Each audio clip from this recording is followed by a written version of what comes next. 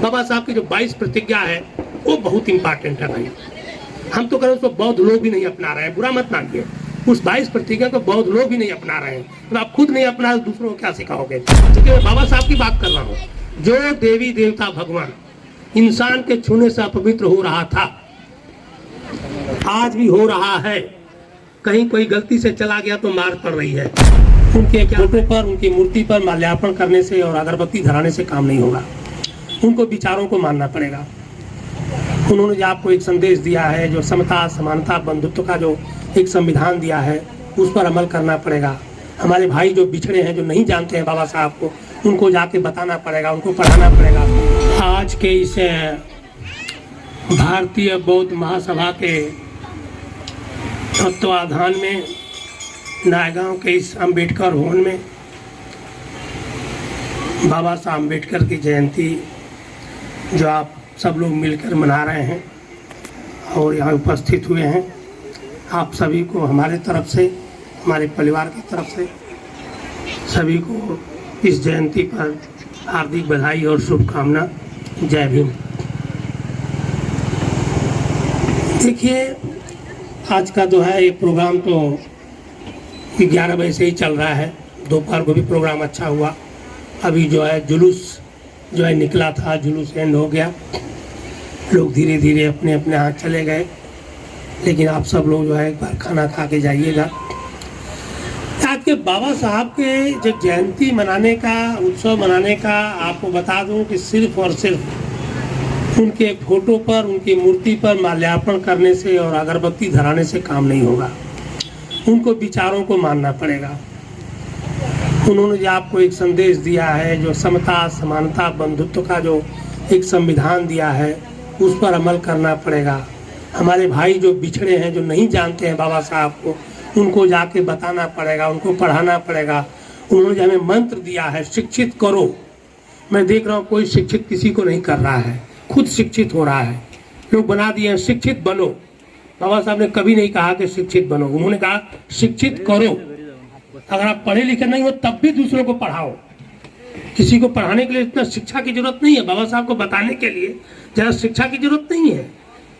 अगर मान लीजिए कोई बहुत बड़ा विद्वान है और बाबा साहब को नहीं मानता तो क्या शिक्षा देगा? वो तो गलत ही शिक्षा देगा ना। लेकिन जो बुद्ध को मानता है, बाबा साहब को जान गया है, समझ गया है, पढ़ा लिखा नहीं है, और शिक्षा दे सकता है। तो बाबा साहब ने शिक्षित करो का संदेश दिया है, लेकिन शिक्षित बनो नहीं। अम्बेडकर जयंती मनाई जा रही है भारत में भी, हर जगह, हर देश में, हर कोने कोने में मनाई जा रही है। आपने देखा भी कितना बड़ा जुलूस निकला था। यहाँ तक तो आज तक 4 साल से पहले हमें तो पता ही नहीं था कि 10 लोग भी बौद्ध यहाँ रहते हैं कि नहीं रहते हैं। लेकिन जब ये प्रोग्राम शुरू हुआ देखता हूँ तो हजारों लाखों लोग मिल रहे हैं। तो ये बहुत बड़ा अच्छा है कि आप एक जगह संगठित हो जाइए, एक जगह मीटिंग करिए, बैठिए। देखिए संविधान क्या है। संविधान जो बाबा साहब ने दिया है, बहुत से लोगों को बहुत चीज़ों से नहीं मालूम है। आपको मालूम है स्वतंत्रता से पहले चमारवाड़ा होता था, महारवाड़ा होता था, यादववाड़ा होता था, कोल लुंगरी होती थी, होता था कि नहीं होता था? बावनवाड़ा होता था। आज कहाँ हो रहा है? कोई हो रहा है? देख रहे हैं कहीं? आज कॉम्प्लेक्स बस रहा है। मित्तल इनक्लेव, परड़ा इनक्लेव, वहाँ सब लोग हिंदू, मुस्लिम, सिख, ईसाई, चाहे उत्तर का है, चाहे पूरब का है, चाहे पश्चिम का है, एक कॉम्प्लेक्स में एक भाईचारा बना के रह रहे हैं। ये किसी ने कहा नहीं है, कोई करता है क्या? लेकिन संविधान की देन है। हमें नहीं मालूम पड़ता संविधान हमें क्या क्या दे रहा है, किसी को कुछ पता नहीं है। लेकिन संविधान के जरिए आज एक कॉम्प्लेक्स बन रहे हैं, जहाँ सब लोग एक साथ रह करके एक भाईचारा बना करके प्रेम भावना कर रह रहे हैं। ये संविधान की देन है। आप कहीं भी आप चाहो तो इस तरह की बस्ती अब नहीं बसेगी। ये स्वतंत्रता से पहले बस्तियां बसती थी अलग अलग। ये संविधान की देन है। संविधान ने हमें बहुत कुछ दिया, लेकिन हमें पता ही नहीं चलता है कि कैसे क्या हो रहा है। दूसरी चीज, बाबा साहब की जो 22 प्रतिज्ञा है वो बहुत इंपॉर्टेंट है भाई। हम तो करें उसको बौद्ध लोग भी नहीं अपना रहे हैं, बुरा मत मानिए। उस 22 प्रतिज्ञा को बौद्ध लोग भी नहीं अपना रहे हैं, तो आप खुद नहीं अपना दूसरों को क्या सिखाओगे? सबसे बड़ा जो बाबा साहब की जो 22 प्रतिज्ञा है, उसमें उन्होंने तो बहुत कुछ कहा है, लेकिन उसमें जो 2-3 प्रतिज्ञा है उसके ऊपर कुछ लोगों को एतराज होता है। पिछले साल मालूम है, अब एक आम आदमी पार्टी के मंत्री ने जब पूरे मंच से जो ओपनली जब प्रतिज्ञा को कराया गया तो वहाँ FIR दर्ज हो गई। कुछ लोगों को जो बाबा साहब की प्रतिज्ञा से विरोध हो रहा है, क्योंकि वो बाबा साहब की 22 प्रतिज्ञा जो है भारत सरकार ने किताबों में छपवाया है। भारत सरकार भी उसको मान्यता दी गई है। जब तक कांग्रेस गवर्नमेंट से तब तक किसी ने कभी विरोध नहीं किया, लेकिन जब से ये भगवा मंडली आई है अब 22 प्रतिज्ञा का विरोध कर रही है। 22 प्रतिज्ञा के विरोध में 2 ही 3 पॉइंट है। उन्होंने ये कहा कि हिंदू धर्म के जितने भी देवी देवता भगवान हैं, अवतार हम नहीं मानेंगे, हम उनको नहीं पूजेंगे, वो हमारे लिए भगवान नहीं है। उस पर मैं आपसे कहना चाहता हूँ, मेरा भी तर्क यही है कि जो देवी देवता भगवान, देखिए मैं बाबा साहब की बात कर रहा हूँ, जो देवी देवता भगवान इंसान के छूने से अपवित्र हो रहा था, आज भी हो रहा है। कहीं कोई गलती से चला गया तो मार पड़ रही है। क्या ऐसा भगवान हो सकता है जो इंसान के छूने से अपवित्र हो रहा है? हाँ या ना बताइए आप लोग। हो सकता है तो बाबा साहब ने सही कहा है कि गलत कहा है? बाबा साहब ने क्या गलत बोला है? जो देवी देवता भगवान इंसान के छूने से अपवित्र हो रहा है उसी को बोलो। बाबा साहब ने कहा है कि मत छुओ, मत पूजो, मत अपने घरों में रखो, इनका बहिष्कार करो। कोई गलत नहीं कहा है, बहुत अच्छा किया और हम सबको इसको मानना चाहिए। एक चीज और बता देना चाहता हूँ, हिंदू धर्म वर्ण व्यवस्था से जो आपके अंदर भी है, सबके अंदर है, जो इंसान जात के कारण अपने को उच्च समझता है और दूसरे को नीच समझता है, वो इंसान ही नहीं है, वो हैवान है। आपके अंदर भी ये भावना अगर बैठी है कि हम महार हैं, बौद्ध हैं, तो चमार से उच्च है, भंगी से उच्च है, इस मानसिकता को निकाल फेंकिए। यही कारण है कि महाराष्ट्र का जो एक परिवार, एक बाप की औलाद है, महार, चमार, ढोर और मातंग। स्वतंत्रता से पहले अंग्रेजों के समय सब एक ही थे ना।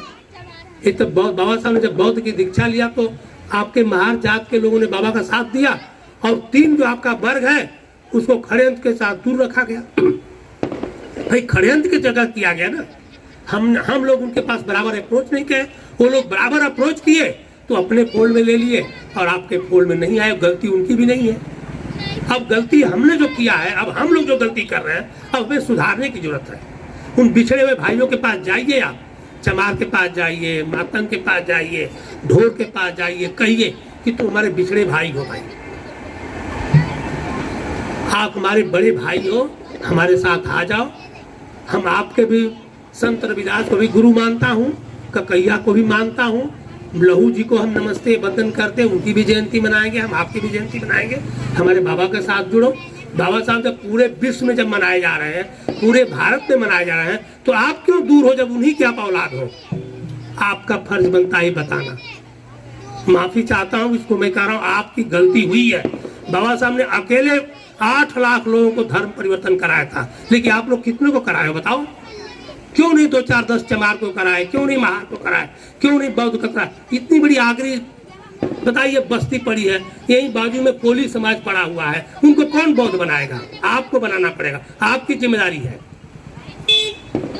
उनको भी गलती है, मानता हूं, लेकिन ज्यादा गलती आपकी है।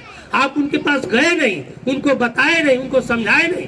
उनको उन्होंने जो समझाया, अब वो भागवत कथा में बुला रहे थे, उनके पास जा रहे तो उनकी बात सुने, क्या सुने?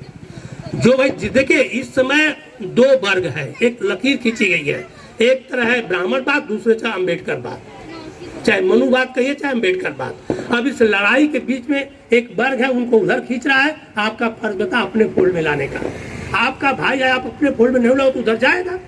उनको जो शिक्षा दी जाएगी तो उधर जाएगा, आप शिक्षा दोगे तो आपके साथ आएगा। इसलिए आपकी जिम्मेदारी बढ़ गई है कि अपने जो बिछड़े भाई हैं, चाहे वो हिंदू में रह गए, चाहे वो अछूत थे, चाहे जो भी रहे होंगे, चाहे एससी है, एसटी है, ओबीसी है, चाहे आदिवासी है। हम देखा आदिवासियों को आप लोग नहीं समझा पाए कुछ भी। यहाँ के इतने बड़े बड़े जितने हैं वामसेव के और मूल निवासी के बड़े बड़े महाराष्ट्र के नेता और लीडर पैदा हुए, पूरे यूपी बिहार में जाके घूम रहे हैं, वहाँ लोगों को मूल निवासी समझा रहे हैं। और यही आपके यही पालघर जिला है, अपने आदिवासी भाई को आज तक मूल निवासी नहीं समझा रहे हैं। क्यों भाई, क्या बात है? यूपी बिहार में जाके समझा रहे हो, ओबीसी को समझा रहे हैं और यही अपने आदिवासी को नहीं समझा रहे हैं। ये गलत है कि नहीं है? आपके महाराष्ट्र की बात कर रहा हूँ, बहुत बुरा हाल है। मैं तो 40 साल 82 से पूरा हमारा कर्म भूमि रहा है, समझाते आया हूँ, बताते आया हूँ, लेकिन थोड़ी कहीं न कहीं कमियां हैं, उधर भी हैं इधर भी हैं। उन कमियों को दूर करना पड़ेगा और मिलजुल के हमें और आपको जो है एक बौद्धमय भारत बनाने की, बौद्धमय नायगांव बनाने की तरफ हम और आपको चलना पड़ेगा। एक चीज़ और बता देना चाहता हूँ, जैसे कि बाबा साहब की बात है जिन्होंने बहुत जोर दे के कहा है। मैं दोपहर को ही बोला था, जैसे कि सबसे बड़ी बात आती है भगवान का कि भाई हम क्यों नहीं मानते हैं। बाबा साहब ने कहा है ना कि मत मानो, क्या गलत कहा है? आप ही है जाड़े के दिनों में आप 10-5 दिन कपड़े मत बदलिए, स्नान मत करिए, तो आपके सर के बाल में और कपड़े के अंदर एक जीव पैदा होते हैं कि नहीं होते हैं? कौन पैदा किया? आपने पैदा किया, प्रकृति ने पैदा किया, नेचर ने पैदा किया। तो देवी देवता भगवान का कहीं अस्तित्व नहीं है, कुछ नहीं है। जो इसको मानते हैं मूर्खता है, वो एक काल्पनिक है। एक वर्ग के द्वारा दूसरे वर्ग को शोषण कर ले भगवान की उत्पत्ति की गई है, ईश्वर की उत्पत्ति की गई है। पूरे विश्व में जो है देवी देवता भगवान की कोई पूजा अर्चना नहीं करता है। इवन मोहम्मद मुसलमान भी जो है ना, मोहम्मद पैगंबर, उनके मसीहा है, उनको ही इबादत करता है, वो भगवान नहीं है। भगवान तो अल्लाह अकबर को बोलता है, निरंकार को बोलता है, लेकिन जो अपने मसीहा पैगंबर की पूजा करता है। ईसाई लोग भी अपने पैगंबर की पूजा करते हैं, पैगंबर की इबादत करते हैं। यहाँ तक कि सिख धर्म 300 साल पहना है और वो गुरु ग्रंथ साहब की पूजा अर्चना करते हैं। भगवान की पूजा पूरे विश्व में कहीं नहीं होती है, सिर्फ उनके पैगंबर की इबादत होती है, पूजा होती है। जैसे आपके गौतम बुद्ध है, इसलिए भगवान की पूजा और आरती और उनसे कुछ मांगना और कुछ लेना बिना कर्म के अपराध है। ये खाली हमारे देश में ही देवी देवता भगवान से बिना कर्म के मांगने की प्रथा चालू है। और लोग ये करते हैं, गलत काम करते हैं, दुराचार करते हैं, भ्रष्टाचार करते हैं और भगवान के पास जाके कहते हैं कुछ रिश्वत दे करके मुझे माफ़ कर देना। यही माफ़ करने के कारण ही हमारे देश में दुराचार, अत्याचार बहुत तेज़ी से बढ़ता रहता है। तो मैं एक कहूँ कि आप इस कल्पना से दूर हो जाइए, कहीं कुछ नहीं है। जिसके अंदर अगर है थोड़ा गलतफहमी में है कि नहीं देवी है, देवता है, भगवान है, हमें कुछ देता है, तो कहीं किसी को कुछ नहीं देता है। आपके कर्म के अनुसार आपको फल मिलने वाला है। मेहनत करोगे आगे बढ़ोगे, नहीं मेहनत करोगे पीछे हो जाओगे। एक चीज़ और है, बाबा साहब ने भी कहा था, जिस धर्म में, जिस वर्ण व्यवस्था में हमारे बाप दादा को भी नीच दुष्ट पापी कहा गया कि नहीं कहा गया? आज भी कहा जा रहा है और पता नहीं कब तक कहा जाएगा। मैं धर्म के ठेकेदारों से, धर्म के साथियों से पूछता रहता हूँ कि भाई एक नियाद दे दो, आप 5 साल 10 साल 15 साल एक टाइम तो दो ना हमें। अगर हम डॉक्टर, इंजीनियर, वैज्ञानिक, रिसर्चर बनते हैं, कलेक्टर, डीएम, तो अपने बराबर करोगे कि नहीं करोगे? सवाल गलत है कि सही है? बराबरी इंसान चाहता है कि नहीं चाहता है?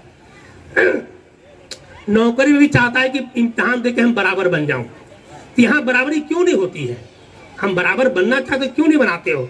अगर बराबरी नहीं बनाना चाहते हो, तुम्हारे धर्म को, तुम्हारे व्यवस्था को, तुम्हारे परंपरा को मैं लात मारता हूँ। जहाँ बराबरी का हक नहीं मिलेगा वहाँ हम रहने को तैयार नहीं है। तो मैं आप लोगों को यही कहूँगा कि अब आप लोगों की जिम्मेदारी है। मैं तो देखिए जब से खुला है, जब भी प्रोग्राम हुआ है, शुरुआत में हम लोग गांव-गांव जाके एरिया में प्रोग्राम करते थे। पहले हम लोगों ने बौद्ध लोगों को इकट्ठा, हमने कहा था कि भाई आगरी को ले आओ, कोली समाज के ले आओ, बंजारा को ले आओ, उनको लाओ, खाली बौद्ध को बताने से कोई मतलब नहीं है। तो इन्होंने कहा था कि नहीं, पहले बौद्ध लोग ही एकत्र नहीं हुए, पहले उनको एकत्र करना है। तब बौद्ध लोग एकत्र हो गए हैं। अब हर बौद्ध का काम है कि अब आगरी के पास जाएं, कोली के पास जाएं, बंजारा के पास जाएं, अपने चमार भाई के पास जाएं, मातंग के पास जाएं, ढोर के पास जाएं और उनको कहें, अपने हाथ जोड़ के कहिए, भैया आप हमसे बड़े हो, हम आपसे छोटे हैं, आप हमारे भाई हो, और साथ में मिलके भारत बनाते हैं, खुशहाल भारत बनाते हैं और देश की प्रगति में समता, समानता, बंधुत्व के हिसाब से इस देश को उज्जवल बनाने में सबका साथ लीजिए, सबको साथ दीजिए। यही कह के मैं सभी को शुक्रिया, धन्यवाद, जय भीम।